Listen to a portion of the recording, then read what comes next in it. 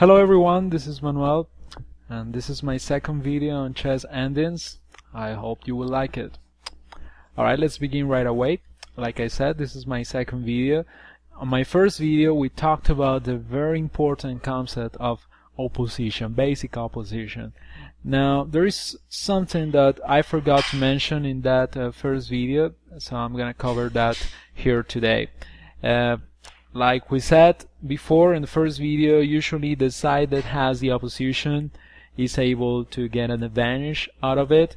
So in other words, if the side that has an extra pawn in this sort of ending has the opposition as well as the extra pawn, is able to win the game. On the contrary, if the side that has no pawns left on the board has the opposition, he's able to draw the game. Well, that's almost always true, except in this sort of case when we have the king with the extra pawn on the 6th rank. In this particular case, even if the black king, even if the king that's defending here, in this case black, has the opposition, still white is able to win the game. Let's see how that comes about.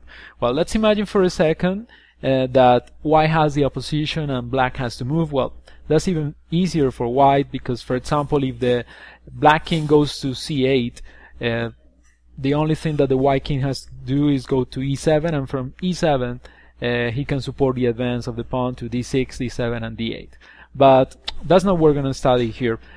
Let's imagine, on the contrary, that it is black that has the side that has the opposition. In other words, let's imagine that white has to move. Obviously the pawn cannot make any progress, so the king has to move, and he can go either to c6 or to e6, and it's all the same. You know, you can go to e6, d6 or c6. Is going to be the same principle. So let's imagine that the white king goes to c6, and from here the black king will try to stay in front of the king. He will try to maintain the opposition, so he will go to c8.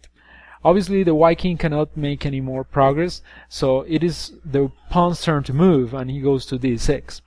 Now normally the black king will try to stay on the center of the board, because if he goes to b8 he will lose even faster, because next the white king can occupy d7 and then e7, and he can support the advance of the pawn. So we have the black king going to d8.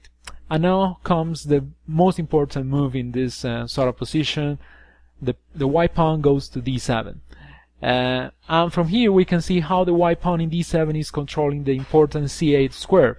That means that the black king cannot go to c8, and the white king is also controlling c7, obviously. So that means that the black king has to move, and the only possible move he can make is go to e7.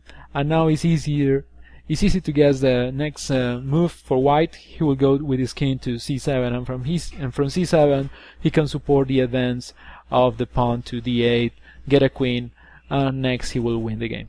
So that's it.